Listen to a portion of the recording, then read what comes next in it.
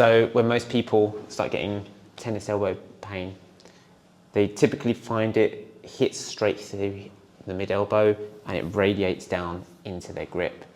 The first thing I need to test is actually their grip. So we do a handshake test and I ask them to crush my hand as hard as they physically can. More often than not, I will feel most of the tension coming through these two fingers here, which links straight up to that part of the elbow. From that part, I need to understand, is it more of a grip problem or is it more of a shoulder problem? So we try to break it down even more.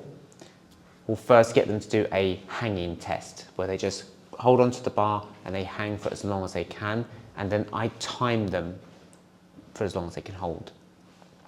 Once they've done that to the best of their ability, they'll take some rest. If they felt any other sensations, they'll just talk to me and explain what they felt, and that'll kind of help me sort out what I'm going to do next.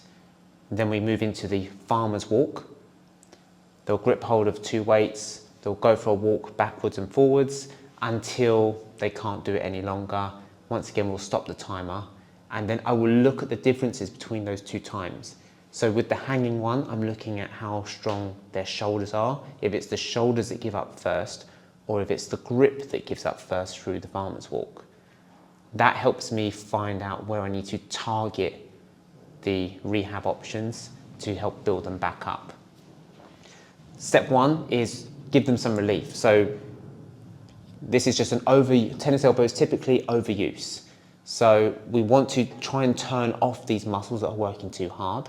So I'll bring in the mini resistance bands that we'll put around the fingers, and then you open, spread the fingers as wide as you can, hold that for 5 seconds, and gently bring it back in to close.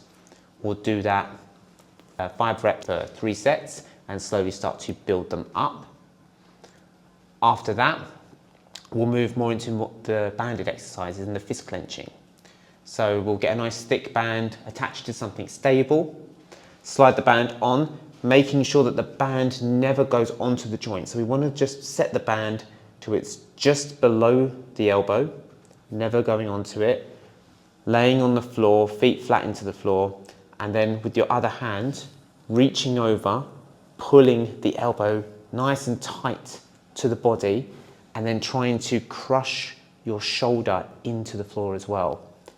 In that position, you're going to make fist clenches as we're starting to build up the endurance. And then after you've done 20 of those, we will do a fist clench with a rotation, just to help work the entire area. Most people think those exercises are all about working the elbow. It's actually focusing more on shoulder stability. So if we build up the shoulder stability, your shoulder takes on some of the work and the effort, and it's not all going through the elbow, so we can build on and make you stronger.